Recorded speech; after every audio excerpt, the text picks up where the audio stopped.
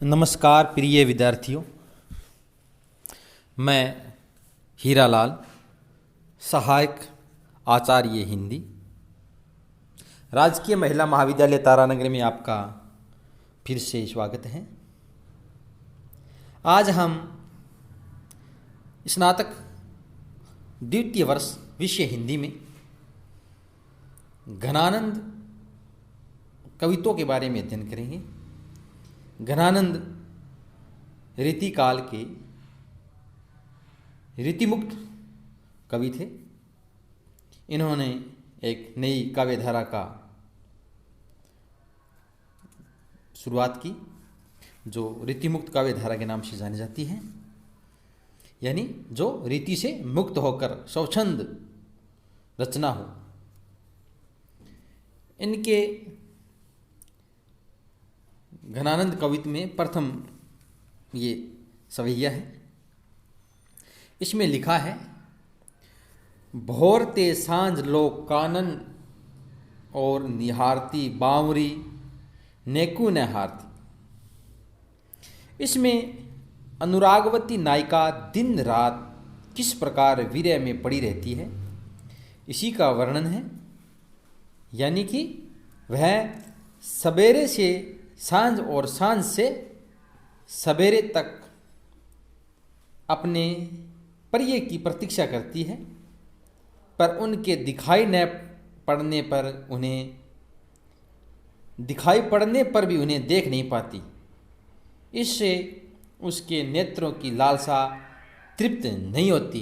देख क्यों नहीं पाती? जब प्रिय दर्शन की जो समय होता है या जो क्षण होता है, उसी समय उसकी आंखों से आंसू है वो बहने लगते हैं। तो इसमें कहा है किसी सखी ने कि सवेरे से सांझ तक वन की ओर जिधर श्री कृष्ण गए हैं, वह अनुरागिणी, वह पगली देखती रहती है और इस प्रकार देखते रहने में कुछ भी थकती नहीं। थकती नहीं का मतलब थक कर विरक्त नहीं होती।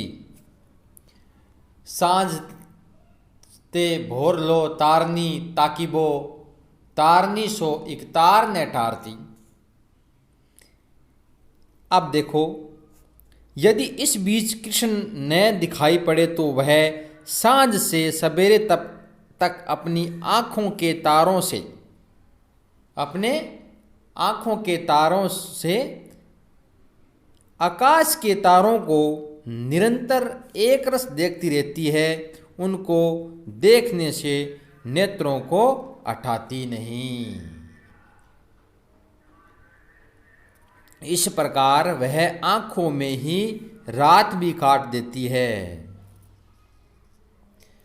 यदि जो कहूँ भाव तो दिठी परे, यानी दिठी परे दिखाई पड़े घन आनंद आंसू ओसर गारती। यदि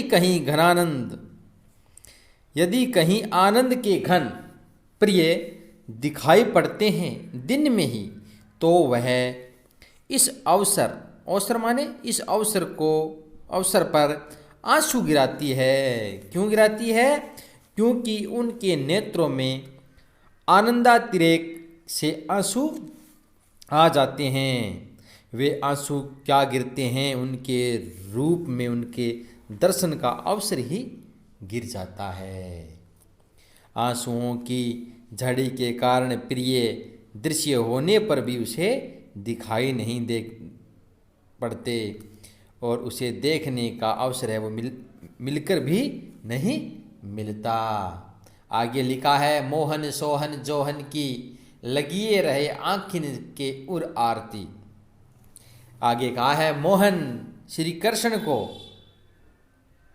सोहन सामने, जोहन माने देखने की। इस प्रकार मोहन को सामने देखने की लालसा उनकी आँखों के हृदय में लगी रहती है, उसकी उत्कंठा बनी रहती है।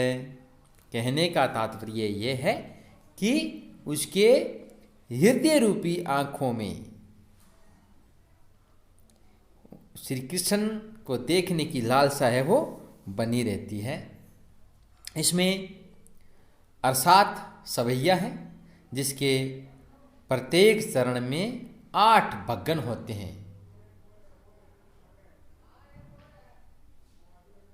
अर्थात भग्गन का मतलब गुरु गुरु लघु लघु और पूरे 24 वर्ण होते हैं।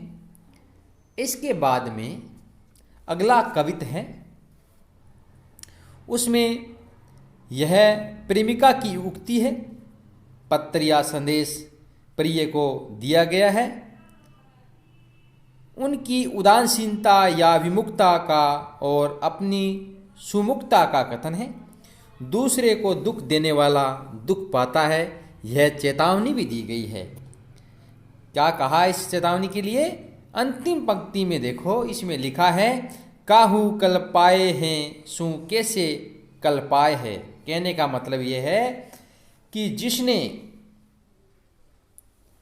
किसी को दुख दिया है वो भी कभी चैन से नहीं रह सकता। कहने वाला दूसरों को कष्ट देने वाला कैसे सुख भोगेगा।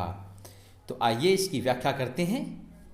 लिखा है इसमें, भय अति निठुर, निठुर माने निर्दयी, मिटाए पहचानी डारी, और पहचान ही क्या है वो मिटा दी, यानी एकदम है वो भुला दिया गया है। या ही दुख हमें, यही दुख हमें जक, जक माने होता है रट लागी हाय हाय। इसमें कहा गया है कि हे प्रिय, आप निष्ठुर ही नहीं अति निष्ठुर हो, निर्दयी हो। मुझे भूलना क्या, मेरी पहचान को भी मिटा दिया। कहने का तात्पर्य यह है कि जो भूल जाता है उसका स्मरण फिर कभी हो सकता है, पर जिसकी पहचान की रेखाएं भी मिटा दी गई है वह फिर से कैसे ध्यान में आ सकता है। इसी दुख से मुझे हाय हाय की रट लगी है। या ही दुख हम जक, जक माने रट लागी हाय हाय की। एक तो यह दुख की जिससे प्रेम किया उसने मेरी पहचान तक को नष्ट कर दिया, एक तो यह दुख है। और दूसरा यह दुख है कि हृदय ऐसा बुरा है जो किसी प्रकार वेदना का परित्याग नहीं करता। कहने का तात्पर्य है कि हृदय में भी एक ऐसी कसक बाकी रह जाती है, शूल यानी वेदना की कसक बाकी रह जाती है कि वह वेदना का भी परित्याग नहीं करता। आगे लिखा है, तुम तो निपट निर्दयी गई भूली सुधी, हमें सूल शैलनी सो क्यों हो न भुलाए। आप तो अत्यंत निर्दयी हो। तुम तो निपट निर्दयी, निपट माने अत्यंत अत्यधिक। आप तो अत्यंत निर्दयी हो, आपको सुधी ही भूल गई, भूली सुधी यानी आपकी सुधी ही भूल गई, स्मृति की वृत्ति ही आप में नहीं रही। जिसमें स्मृति होती है वह समय पर घटित घटना का स्मरण कर भी सकता है, पर आप में स्मृति ही नहीं है। पहले भूली हुई स्मृति आए और फिर स्मृति में भूली हुई मैं आऊँ, यह असंभव है। इधर मेरी स्थिति यह है कि आपके वीर्य की वेदना से जो कसक होती है। अगले में लिखा है, हमें शूल शैलनी, शूल शैलनी का मतलब होता है वेदना की कसक या पीड़ा की अनुभूति। हमें शूल शैलनी सो क्यों हूँ न भुलाए। इधर मेरी स्थिति यह है कि आपके वीर्य की वेदना से जो कसक होती है वह किसी भी प्रकार से भूलती नहीं या हटती नहीं है। यदि उस वेदना को भूलने में का यत्न यानी कि प्रयत्न भी करती हूँ तो भी वह दूर हटती नहीं, निरंतर उनकी ओर विरती रहती है। कहने का तात्पर्य यह है कि इसमें पीड़ा का निरंतरता व्यक्त किया गया है या पीड़ा का निरंतर्य व्यक्त किया गया है।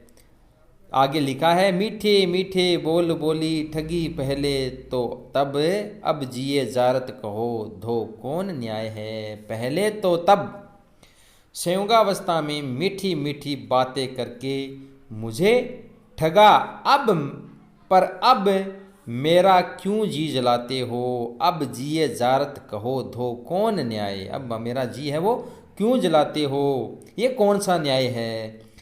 ठग जिसे ठगता है तभी तक कष्ट देता है जब उस तक उसकी कार्यसिद्धि नहीं हो जाती, पर आप कार्यसिद्धि के अनंतर भी मुझे अब तक जला रहे हो।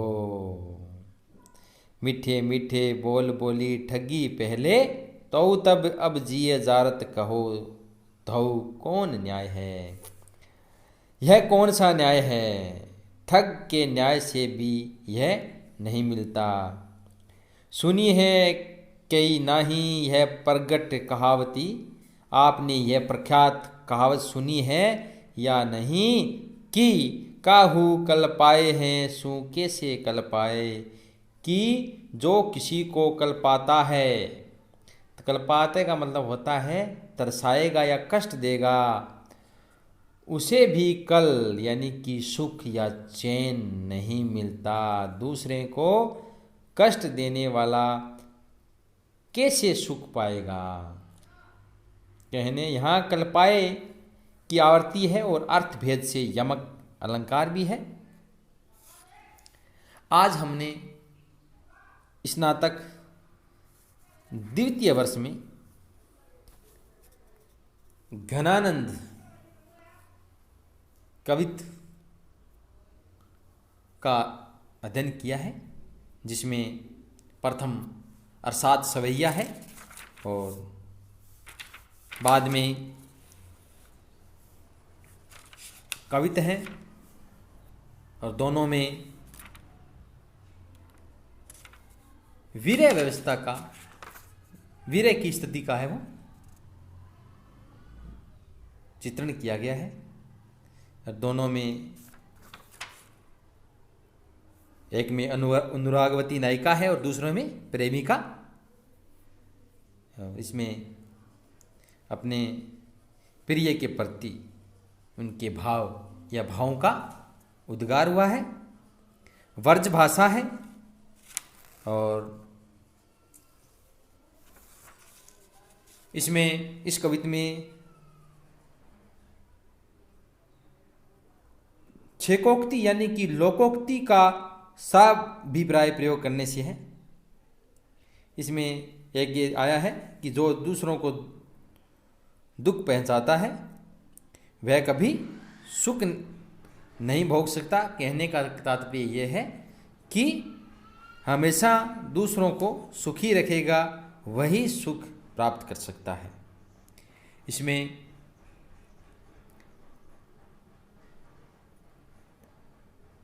निष्ठुर शब्द है जिसे निर्दय कहते हैं, और जक है उसका तात्पर्य है रट। शूल का मतलब होता है वेदना की कसक या अनुभूति। इससे अगले में अंतिम पंक्ति में मोहन सोहन जोहन, इसमें मोहन का अर्थ है श्री कृष्ण, सोहन का अर्थ है सामने और जोहन का अर्थ है देखने। कहने का इसमें है कि मोहन को सामने देखने की लालसा, मोहन को सामने देखने की लालसा उसकी आंखों की हृदय में लगी रहती है, उसकी उत्कंठा है वो बनी रहती है। आरती का यहां मतलब होता है लालसा। अब दूसरी पंक्ति में देखिए, सांझ ते भोर लो तारनी। तारनी शब्द है तारों को देखना, ताकि वो मतलब होता है देखना। तारनी सो, तारनी सो का मतलब होता है पुतलियों से, यानी सुबह से लेकर सांझ से लेकर बहुत यानी कि सवेरे से सवेरे तक। कहने का तात्पर्य ये है कि जब सूर्यास्त होता है उस समय से लेकर सूर्योदय तक अपनी पुतलियों से तारों को एक तार यानी कि लगातार देखती रहती है। न टारती, टारती का मतलब होता है छोड़ती नहीं है। और इसके बाद में आगे लिखा है भावतो, जो कहूं भावतो दिठी। भावतो का मतलब होता है भाने वाला, प्रिय। तो आज हमने स्नातक द्वितीय वर्ष में घनानंद के कवित्वों का अध्ययन किया है और मैं आशा करता हूं कि आने वाली विश्वविद्यालय परीक्षाओं में आप ये व्याख्याएं अच्छी तरह से कर सकेंगे। धन्यवाद।